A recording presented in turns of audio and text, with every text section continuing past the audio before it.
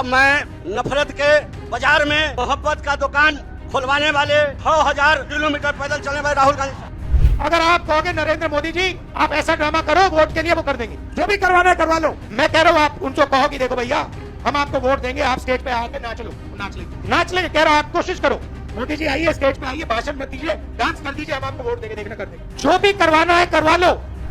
अगर मोदी जी को ड्रामा करना है, छठ पूजा का ड्रामा करना है तो पानी आ जाएगा। बिहार डीएनए से तेलंगाना डीएनए बेहतर है। मैं बिहार में उधर छोटे मोटे राष्ट्र में जाकर उनकी तकलीफात सुनूंगा। ओ भाई पंजाबियों की नो है प्रियंका गांधी, साथी पंजाबन है, पंजाबियों की बहू है। ऐसे तगड़े हो गए एक पासे हो जाओ पंजाबियों। ये जेड़े यूपी दे, बिहार दे, दिल्ली दे भैया आके ते राज करते ना बड़ This is not a UP or a Bihar or a Madhya Pradesh. And for me, coming to Kerala was very refreshing because suddenly I found that people are interested in issues and not just superficially, but going into detail in issues. साथियों नमस्कार, मैं हरिश्चंद्र बर्णवाल इस video में आप सभी का स्वागत करता हूं। दोस्तों आपको ट्रेलर तो मैंने दिखा दिया, इतना तो आप समझ गए होंगे कि करीब करीब 2 महीने के बाद राहुल गांधी बिहार की धरती पर अवतरित हुए। कांग्रेस ही नहीं दोस्तों, जो कांग्रेस का पूरा इकोसिस्टम है वो गुहार लगा रहा था, राहुल जी आइए, बिहार चुनाव है। तेजस्वी बार बार मना कर रहे थे। ये बात देखिए, मैंने आपको लगातार कही है ये बात कि तेजस्वी यादव बार बार इस बात की कोशिश कर रहे थे कि राहुल गांधी बिहार चुनाव में आ ना पाए, लगातार कोशिश कर रहे थे। यहां तक कि जब इनका चेहरा मुख्यमंत्री के रूप में तय किया गया, ऐलान किया गया, तो राहुल गांधी को दूर रखा गया। जब कल घोषणा पत्र जारी किया गया उस समय भी राहुल गांधी को दूर रखा गया। लगातार तेजस्वी यादव इस बात की कोशिश कर रहे थे और आज जब राहुल गांधी अवतरित हुए दोस्तों, तो जो कुछ डर था ना मन में वही हो गया। आज प्रधानमंत्री मोदी पर राहुल गांधी ने अपशब्दों की दोस्तों बौछार कर दी। जो कहते हैं ना कि मर्यादा की कोई सीमा तो होनी चाहिए, उन्होंने सारी सीमाओं को तोड़ दिया, कुछ देखा ही नहीं। आपको ट्रेलर में तो दिखा दिया दोस्तों। आज जब बिहार गए तो मैंने बिहार के पुराने बयान भी सुना दिए कि पूरी की पूरी कांग्रेस किस तरीके से बिहार से नफरत करती रही है। कभी बिहार के डीएनए को गाली देना, कभी बिहारियों को भगा देना। आज ये ज्ञान की बातें बांटने गए थे, लेकिन हुआ क्या, आज इसी को डिकोड करूंगा दोस्तों। राहुल गांधी ने बिहार का पूरा जो माहौल है ना वो वास्तव में पलट दिया। अगर मैं सही कहूं तो उन्होंने हाइड्रोजन बम ही फोड़ दिया, सबके सामने फोड़ दिया। आखिर क्या हुआ, इसी को डिकोड करना चाहता हूं दोस्तों। मेरा निवेदन है कि आज जरूर कमेंट करके बताइएगा कि राहुल गांधी का आना किस तरह का है, कैसा मिजाज है, जरा कमेंट करके बताइएगा दोस्तों। मैं तो अभी आपको दिखाऊंगा। और साथ ही जैसा हमने वादा किया था दोस्तों, 2 नवंबर को तुलसी पूजन दिवस है। आप जानते हैं कि तुलसी की क्या महत्ता है हम सनातन धर्मियों के जीवन में, तो इसी को लेकर दोस्तों ये गीत हमने तैयार किया है माँ तुलसी की आराधना में। तो देखिएगा, मैं कमेंट में लगा दूंगा। बाकी तो बिहार के गाने हमने लगा रखे हैं, बिहार चुनाव है, लगातार उस पर काम चल रहा है। एक और गीत है, मगर आज हमने तुलसी पूजन दिवस पर यह गीत हमारी टीम ने अपलोड किया है, देखिएगा जरूर। आइए शुरू करते हैं दोस्तों। मैं आपको बता दूं, राहुल गांधी आखिरी बार कब आए थे बिहार? 1 सितंबर को आए थे। उसके बाद आज 29 अक्टूबर को, यानी महीने के शुरू में पिछले महीने और महीने के खत्म होने के दिन आखिर में, अब राहुल गांधी क्यों नहीं आए, क्या आए, इस पर तो बहुत सारी बातें हो गई। लेकिन यह बात तय था कि अगर राहुल गांधी ने कदम रख लिया तो फिर होगा क्या। भाजपा वाले भी बोल रहे थे राहुल जी आइए, तेजस्वी यादव बोल रहे थे राहुल जी मत आइए। अब आप सोचिए दोस्तों, आज तेजस्वी यादव के साथ रैली में मर्यादा होती है दोस्तों किसी भी चीज की। मैं तो देख रहा था। जानते हैं क्या कहते हैं नरेंद्र मोदी के लिए? कि नरेंद्र मोदी ड्रामा करता है, कुछ भी करवा लो। उससे बोलो नाचो तो वो नाचेगा, उससे बोलो ये करो, आप भाषण मत दो, नाचो, वो नाचने लगेंगे। सच कहूं दोस्तों, मैंने निकाला नहीं लेकिन आपको बता देता हूं, किसी समय दिखा दूंगा। जवाहरलाल नेहरू के नाचते हुए, इंदिरा गांधी के नाचते हुए, आपको राजीव गांधी के नाचते हुए, आपको सोनिया गांधी के, राहुल गांधी के, प्रियंका वाड्रा के नाचते हुए विजुअल मिलेंगे। पहले बयान सुनिए, फिर आपसे मैं जरा बताता हूं इसके बारे में। सुनिए। आप कहोगे नरेंद्र मोदी जी आप ऐसा ड्रामा करो, वोट के लिए वो कर देंगे, जो भी करवाना है करवा लो। मैं कह रहा हूं आप उनको कहो कि देखो भैया हम आपको वोट देंगे, आप स्टेज पे आके नाच लो, वो नाच लेंगे। कह रहा हूं आप कोशिश करो, मोदी जी आइए, स्टेज पे आइए, भाषण मत दीजिए, डांस कर दीजिए, हम आपको वोट देंगे, देखना कर देंगे। जो भी करवाना है करवा लो। देख रहे हैं ना क्या कह रहे हैं? अगर आप कहोगे मोदी जी आप ऐसा ड्रामा करो, वो कर देंगे। कहो नाचो तो नाचेंगे, स्टेज पे आइए, भाषण मत दीजिए, डांस कर दीजिए, हम वोट देंगे तो कर देंगे। तो सवाल यह है कि नेहरू से लेकर प्रियंका वाड्रा तक क्या इसीलिए नाचते हैं? मैं दिखा दूंगा आपको। आपने वीडियो कहीं ना कहीं तो देखा होगा, मैं समय की कमी की वजह से निकाल नहीं पाया, लेकिन आपको गांधी परिवार में हर व्यक्ति कहीं ना कहीं नाचता हुआ दिख जाएगा। लेकिन मैं क्या मानता हूं दोस्तों कि निश्चित रूप से जनता जो कहती है प्रधानमंत्री मोदी करते भी हैं, लेकिन उनकी अपनी मर्यादा होती है। आपकी मर्यादा नहीं है। आप वोट के लिए टेंपल रन खेल रहे थे, भूल तो नहीं गए? शिव जी की आराधना, पता नहीं क्या क्या, और तुरंत चोला उतार करके फेंक दिया। ऐसा उदाहरण कहीं नहीं मिलता है। फिर इसके बाद राहुल गांधी यही नहीं रुकते दोस्तों, उनका एक और बयान सुनाता हूं। अभी तो मैं छठ पूजा वाला भी दिखाऊंगा, लेकिन वो यमुना जी ड्रामा, छठ पूजा कोई लेना देना नहीं, मतलब किसी भी चीज को नहीं छोड़ते। मैंने ऐसे ही नहीं कहा कि मर्यादा की सारी सीमाएं तोड़ देते हैं। मोदी जी यमुना जी कहते हैं तो इनको आपत्ति है, यमुना कहो। फिर वो बोलते हैं वो यमुना नहीं है, तालाब है। मोदी जी का छठ पूजा से भी कोई लेना देना नहीं है। जरा ये हिस्सा सुन लीजिए। बना रखा है, एक तरफ यमुना, उसको यमुना जी कहते हैं, मोदी जी कहते हैं, ड्रामा कर रहे हैं कि भैया देखो मैं यमुना जी में नहाया हूँ, वहाँ पे कोई यमुना जी नहीं है, वहाँ पे तालाब है। नरेंद्र मोदी जी अपने स्विमिंग पूल में नहाने गए, तालाब में नहाने गए, उनको यमुना से कुछ लेना देना नहीं, उनको छठ पूजा से कुछ लेना देना नहीं, उन्हें सिर्फ आपका वोट चाहिए। देख लिया आपने दोस्तों। अब मैं आपको एक चीज याद दिलाता हूं। याद कीजिए साल 2013, हो सकता है याद ना हो अधिकतर लोगों को, मैं बताता हूं, वो भी कभी दिखा दूंगा। जब देश के कई राज्यों में, उसमें कांग्रेस भी शामिल है, बिहारियों को चुन चुनकर मारा जा रहा था, जिसमें महाराष्ट्र भी था। उस समय देश में इकलौते व्यक्ति नरेंद्र मोदी थे, गुजरात के मुख्यमंत्री। जानते क्या कहते थे कि आप बिहार से हैं, आप आइए गुजरात में नौकरी कीजिए, आप हमारे लिए एसेट हैं। छठ पूजा की तारीफ करते हैं। राहुल गांधी को कभी देखा है किसी सनातन धर्म में आपने कुछ भी करते हुए देखा है? कुंभ में जाते देखा, राम मंदिर में जाते देखा, दिवाली में पटाखे छोड़ते या दिए जलाते देखा, होली में रंग खेलते हुए आपने देखा? आपको कुछ नहीं मिलेगा। रक्षाबंधन में अपनी बहन से राखी बंधवाते हुए आपने देखा। लेकिन मोदी जी के हर त्योहार में, इंक्लूडिंग छठ, जब वो प्रधानमंत्री नहीं थे तब भी आप देख सकते हैं। आप समझ गए ना दोस्तों? लेकिन सच्चाई क्या है आपको बताता हूं। अभी छठ पूजा में मैंने 2 विंडो आपको दिखाया था कल परसों, मैं जानबूझ के नहीं दिखा रहा, जिसमें 2024 में जो ट्वीट किया उसी को चुरा करके अपने ही ट्वीट को 2025 में भी चैंप दिया। कोई लेना देना नहीं है छठ का। और आज जब ये बिहार में पहुंचे तो छठ पूजा को ड्रामा बताने लगे। मैं आपको जो 2 विंडो में दिखा रहा हूं ना, एक में रागिनी नायक, ये वाला आप देखिए, परसों क्या लिखी है, हर शाख पे उल्लू बैठा है। और रागिनी नायक राहुल गांधी की सबसे करीबी है, ये बात आप समझ लीजिए। और आज राहुल गांधी ये कह रहे हैं कि अगर मोदी जी को ड्रामा करना है, छठ पूजा का ड्रामा करना है तो पानी आ जाएगा।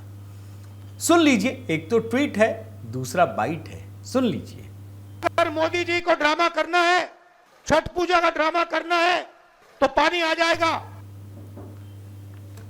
देखते जाइए, ये वोट के लिए कुछ भी करने वाले लोग हैं।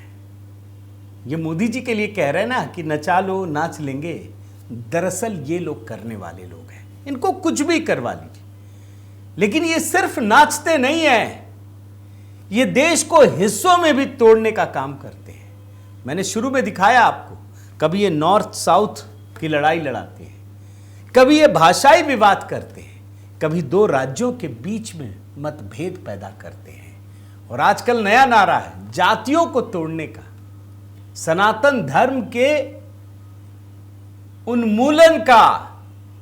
आपको एक 3 विंडो दिखा रहा हूं दोस्तों। आज का बयान सुना तो मुझे लगा आपको सुनाता हूं। डेट के साथ लगा दिया मैंने। आज इन्होंने कहा कि जाति जनगणना होने वाला है, होगा, पता नहीं कहां का, बिहार का कह रहे थे, नहीं कह रहे थे। जब ये साथ में थे नीतीश कुमार के, जब नीतीश कुमार जी भाजपा के साथ नहीं थे, उसी समय जाति जनगणना हुई थी, आपको ध्यान होगा। तो ये क्रेडिट लूट रहे थे कि हमने कराया, तेजस्वी ने दबाव डाला और हमने दबाव डाला, तब ये जाति जनगणना हुई। अब तो बस बहुत बड़ा काम हो गया, उसका क्रेडिट ले रहे थे कि देखा हमने करवा दिया। ये 1 फरवरी 2024 का, नीतीश जी सरकार से हट गए, उनसे भाजपा के साथ सरकार बना ली। अब ये कहने लगी कि ये जो नीतीश ने किया ये फेक जाति जनगणना है। ये नहीं कहा कि मैंने किया, फिर अचानक से गाड़ी पलट गई।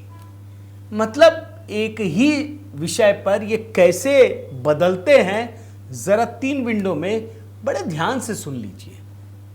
मैंने नीतीश जी से साफ कह दिया कि देखिए आपको जाति जनगणना बिहार में करनी पड़ेगी, हम आपको छूट नहीं देंगे। और आरजेडी ने, हमने ये काम नीतीश जी पर दबाव डाल के किया और हम छोड़ने वाले नहीं है। और ये बिहार वाला जाति जनगणना नहीं, ये फेक जो जाति जनगणना इन्होंने किया है, लोगों को बेवकूफ बनाने वाला ये नहीं। मैंने उनसे कहा कि देखिए जाति जनगणना होने वाला है, चाहे आपको अच्छा लगे नहीं लगा, जाति जनगणना होगा, सबको पता लगेगा किसकी कितनी आबादी है। एक और जानकारी देता हूं दोस्तों, भैया 23-24 मिनट का भाषण है ये राहुल गांधी का। अब सोचिए, मैंने तो पूरा सुन लिया, आप पूरा सुनेंगे तो आपसे तो रहा नहीं जाएगा। मैंने तो टुकड़ों में निकाल लिया, थोड़ा थोड़ा, आधा मिनट, पौना मिनट, जो हमें लगा आपको सुनाना चाहिए। अब मैं आपको 2 वीडियो दिखाता हूं, बड़ा गजब का है।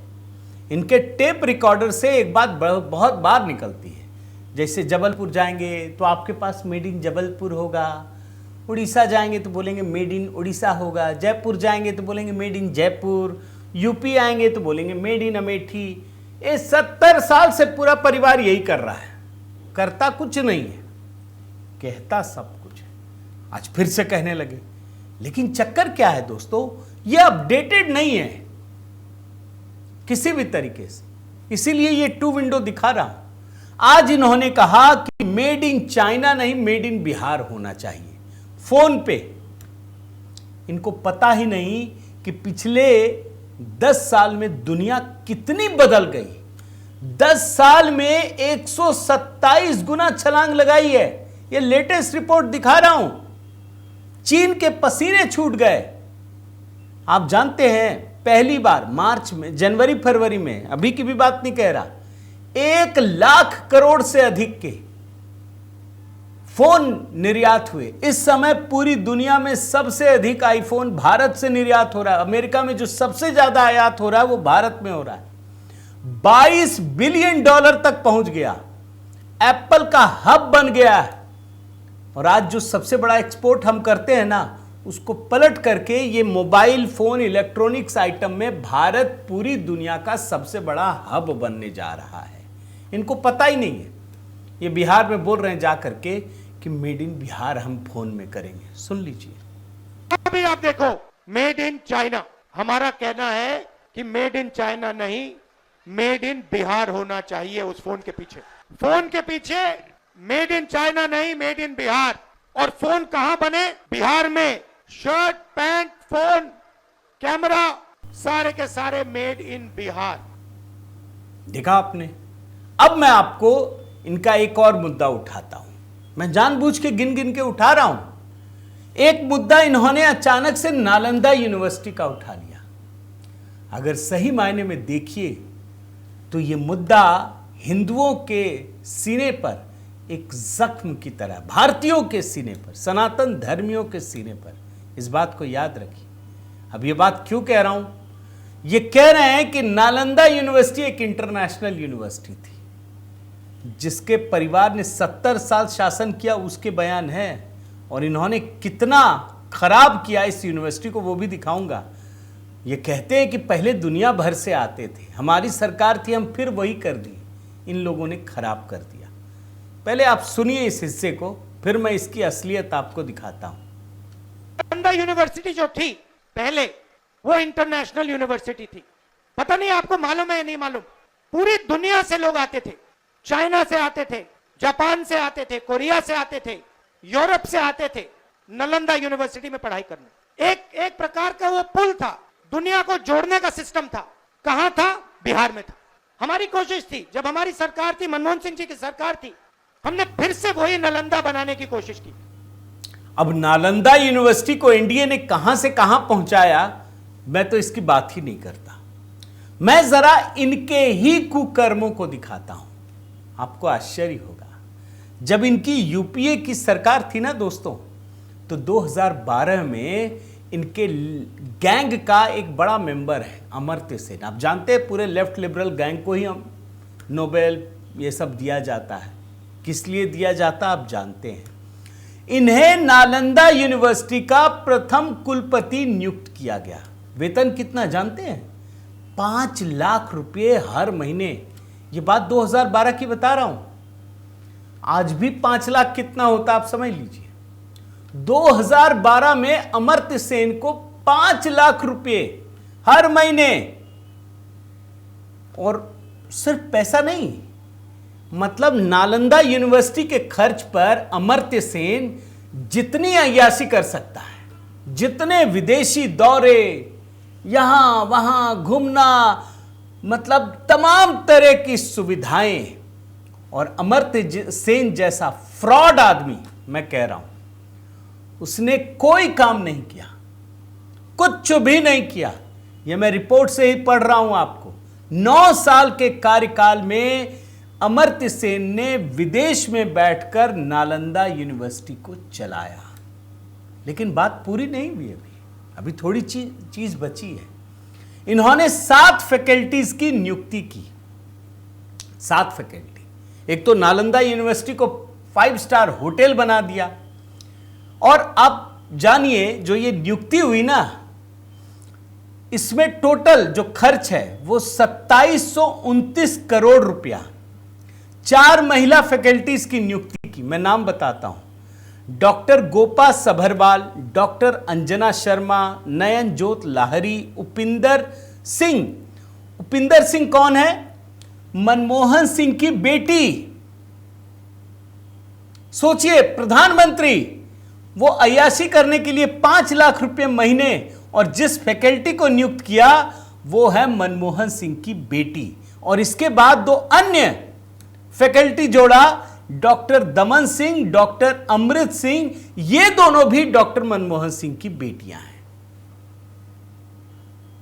आप सोच रहे हैं, उपिंदर सिंह, उसके बाद डॉक्टर दमन सिंह, डॉक्टर अमृत सिंह, यानी मनमोहन सिंह की बेटियों के साथ मिलकर अमर्त्य सेन ने नालंदा विश्वविद्यालय का भला तो नहीं किया, कूड़ा कर दिया। और उसके बाद जो हमारे आपके टैक्स के पैसे हैं ना, उसको भी लूटने का काम किया। यह काम किया है नालंदा यूनिवर्सिटी के साथ। और सिर्फ इतना नहीं है, नालंदा यूनिवर्सिटी को जिस आक्रांता ने लूटा दोस्तों, बख्तियार खिलजी, 1190 के दशक में, तो राहुल गांधी को पता भी नहीं होगा कि पूरी दुनिया के लिए जो यूनिवर्सिटी, दुनिया की पहली यूनिवर्सिटी थी, उसको सिर्फ लूटा नहीं बख्तियार खिलजी, जला दिया। जलने में भी कई महीने लगे। उस व्यक्ति के नाम पर कांग्रेस ने क्या किया जानते हैं? उसी के नाम पर उस शहर का नाम रख दिया। ये दुनिया में कहीं नहीं मिलेगा। बहुत सारे देश के लोग आते हैं ना, बोलते हैं यार ये कौन है? बोलिए वो है जिसने जलाया था बख्तियार खिलजी, इसी नालंदा यूनिवर्सिटी को। उसी के नाम पर एक नगर, उसी के नाम पर रेलवे स्टेशन, उसी के नाम पर पटना में इंजीनियरिंग कॉलेज, उसी के नाम पर Bakhtiyar medical college, inter college. यह है कांग्रेस की आत्मा। खुद को भी मार चुकी है ये, और आम जनता में भी इतना हिंसा का भाव भर दिया कि आप सोच नहीं सकते। नालंदा विश्वविद्यालय का नाम, बख्तियार खिलजी का नाम इस देश के सीने पर, उसके जख्मों पर नमक रगड़ने जैसा है। इसी का जिक्र कर रहे थे राहुल गांधी। मैं तो भला मानता हूं दोस्तों, पहली रैली में ही राहुल गांधी ने कमाल कर दिया।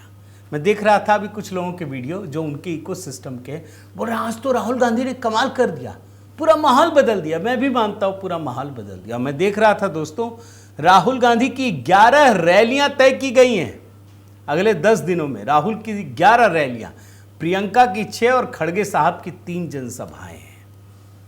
मैंने आपको ट्रेलर तो दिखाया। ये छोटा मोटा राज्य मानते हैं, बिहार का डीएनए खराब मानते हैं, बिहारियों को हे दृष्टि से देखते हैं। बिहार के लोगों को ये बात भूलनी नहीं चाहिए। मेरा निवेदन है दोस्तों, इस वीडियो को अधिक से अधिक लोगों तक जैसे भी पहुंचा सके, चाहे इसके रील हो, चाहे शॉर्ट्स बना करके, चाहे जैसे भी आप जहां भी पहुंचा सके, इसके लिंक को शेयर करके ज़रूर बताइएगा। क्योंकि मैंने एक एक चीज़ को ज़रा दिखाने की कोशिश की है कि आखिर राहुल गांधी ने किया क्या है। उम्मीद करता हूँ ये वीडियो आपको पसंद आया होगा। आपके कमेंट की प्रतीक्षा रहेगी दोस्तों। अगर आपने चैनल सब्सक्राइब नहीं किया है तो ज़रूर कीजिए, लाइक कीजिए, बेल आइकन दबाइए। और हाँ दोस्तों, HB मेलोडी पर देखिए बिहार के 2 गाने अपलोड कर दिए हमने। ये तुलसी पूजन दिवस को लेकर है, 2 नवंबर को है। तो आप जानते हैं तुलसी पूजा को लेकर तो बहुत सारी हमारी मान्यताएं भी हैं। मैंने कमेंट में पिन कर दिया है, तुरंत अभी के अभी क्लिक कीजिए, सुनिए, वहाँ भी कमेंट कीजिए। बहुत बहुत धन्यवाद। जय सिया राम।